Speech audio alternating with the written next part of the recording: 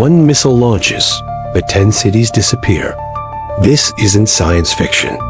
It's the terrifying power of MIRV technology, and it's reshaping the nuclear battlefield as we speak. Welcome back to Legacy of Eras, where we uncover the weapons that could end civilization. Today, we're diving into the chilling truth behind multiple independently targetable reentry vehicles. By the end of this video, you'll understand why world leaders lose sleep over these weapons and why your country's defense might not be enough. This is one missile, but inside lies a constellation of death. Each warhead can be programmed to hit different targets, hundreds of miles apart, all at once. Think your city is safe? Check the comments. I'll show you which countries have this technology. Now let's get into it. At the height of the Cold War, two superpowers stood toe-to-toe, ready to annihilate each other at a moment's notice. America had Minuteman III intercontinental ballistic missiles, ICBMs, capable of delivering deadly payloads across continents. But they weren't enough. Not compared to what the Soviets were developing. In the early 60s, the Russians unleashed the R-36. It carried 15 times the destructive power. That's 15 cities from one launch. By 1967, America realized they were in trouble. Their defense system was built to counter single warheads. What did they do?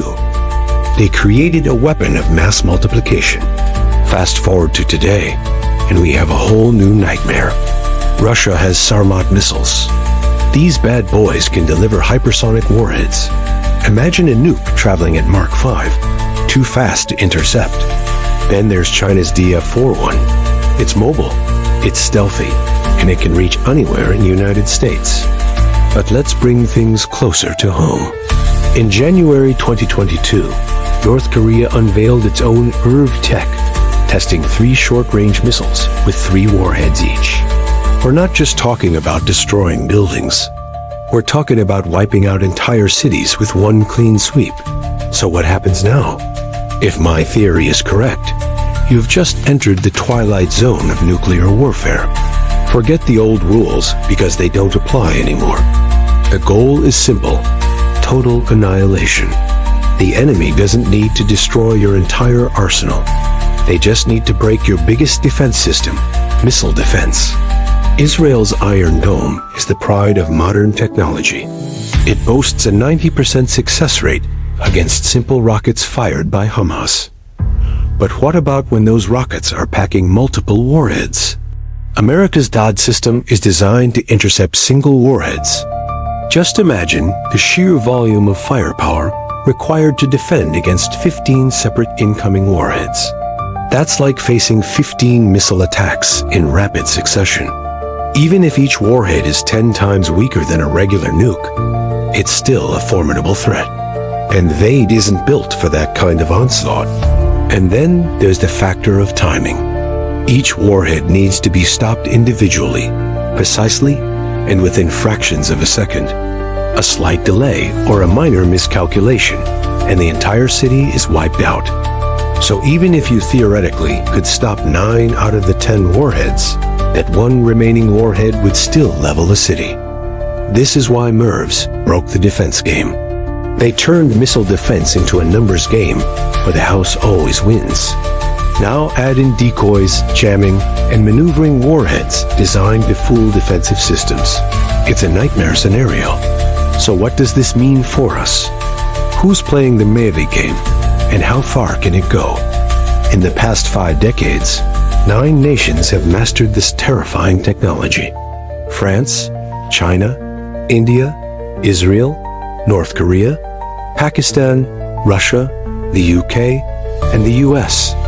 And more nations are on the brink of joining the club. Iran, Japan, Germany, Turkey, and Ukraine. The logic is simple.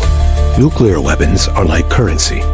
They buy you power, influence, and most importantly, security. Take China, for example. Beijing aims to triple its nuclear stockpile, from 350 to over 1,000 warheads by 2035. Why? Because having more warheads means more negotiating chips. Russia's reasoning is equally grim. Their new Poseidon warheads are designed to stay submerged, undetectable until it's too late. Once launched, they can change course mid-flight, avoiding any interception attempts. This turns any Russian launch into a global threat. But it's not just the big boys playing this game. Smaller nations are jumping onto the bandwagon too. North Korea's recent tests are a case in point. Kim Jong-un wants the world to know he's got nukes, and he's willing to use them. Now, remember those chips I mentioned earlier? Well, China and Russia have already cashed in theirs. Let me explain. The Missile Technology Control Regime, or MTCR, was established in 1987 to curb the spread of nuclear weapons. Its members agreed to limit the export of missile parts to countries outside the club. But here's the twist. Neither China nor Russia signed the MTCR treaty. They sit on the sidelines, selling missile tech to anyone who's willing to pay. And guess who's been the biggest beneficiary? Iran. Now that they have MIRV capability, Iran's arsenal of some 3,000 ballistic missiles could be a nightmare scenario. Here's another curveball. MIRV isn't just about destruction. It's also about deterrence. If you have MIRV weapons, you don't have to use all your warheads to attack.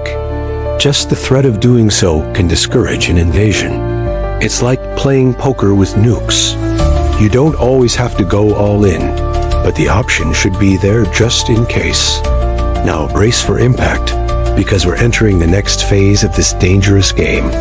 Imagine a world where nuclear arsenals aren't just scattered across the globe, but are also delivered at hypersonic speeds. Yep, you heard that right. We're talking about hypersonic MIRVs.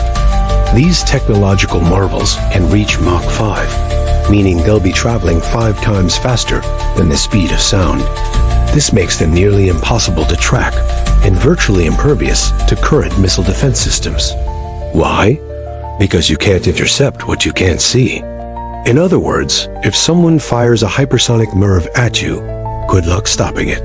Your best bet is probably to hope it misses.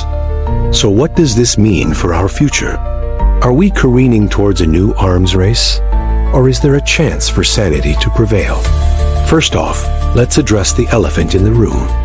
Yes, we're living in an era where countries are stockpiling more nuclear weapons than ever before. And yes, hypersonic MIRVs are pushing the envelope of what we thought possible just a few years ago. But let's take a step back and look at the bigger picture. As long as these weapons remain under control, there's a chance for peace. That may sound naive, but hear me out. The key is in the hands of world leaders. They have the responsibility, no, the duty to keep their cool and find common ground. It won't be easy. It will take grit, determination, and most importantly, communication. But it's not impossible. The alternative, a nuclear showdown, is unthinkable. The very survival of humanity hangs in the balance. So let's hope our leaders rise to the occasion. Next week, we're taking on another game changer. The clock is ticking, and the stakes couldn't be higher. Don't miss out. Be sure to hit that subscribe button so you never miss an update. As for this one, drop your thoughts in the comments. What keeps you up at night regarding MIRVs? Share your predictions, your fears, even your conspiracy theories. Let's start a conversation. And remember, knowledge is power. Stay informed, stay curious, and above all, stay safe. See you next time.